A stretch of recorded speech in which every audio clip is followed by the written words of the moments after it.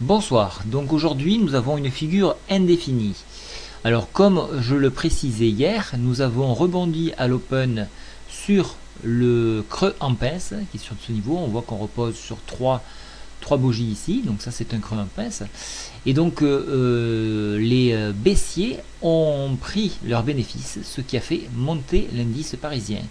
Donc une fois que l'indice est suffisamment remonté, ces mêmes personnes qui jouaient la baisse sont revenues à la charge pour refaire baisser l'indice et toucher en séance et même enfoncer une résistance majeure qui était à 2964. Donc ça c'est un gros palier.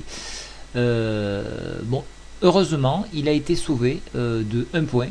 Donc en clôture, heureusement, mais vraiment heureusement, parce que si on l'enfonce, alors là on valide vraiment le retour à 2773 comme je le laissais entendre hier, par le double top, donc le M que vous voyez, il est bien dessiné, hein, on le reconnaît bien ici.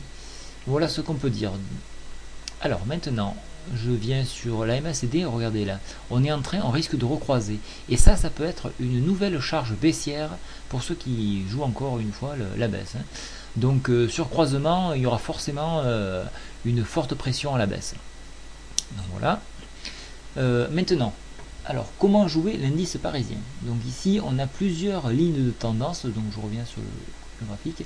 On a plusieurs lignes de tendance à exploiter et bien sûr le support ici.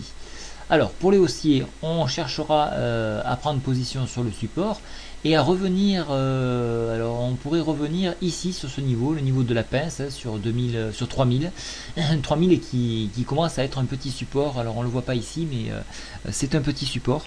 Donc il peut être joué en rebond, mais il peut être également joué à la baisse une fois que ce rebond est touché. Donc une fois que ça remonte à 3000, on peut à nouveau shorter pour redescendre sur le support et essayer de l'enfoncer. Et donc si on joue la baisse, on jouera l'enfoncement de ce support et on essaiera de casser les petites tendances baissières sur 2950. Et après donc c'est le néant, donc on va tendre à aller vers 2771. Voilà pourquoi j'ai coupé une position, un tiers de ma position à la hausse, pour me placer, lorsque le CAC est remonté à 3000, prendre une position baissière pour assurer quand même cette baisse. Voilà, je vous ai tout dit pour ce soir, je vous souhaite une très bonne soirée, je ferai la partie écrite dans un petit moment. Au revoir.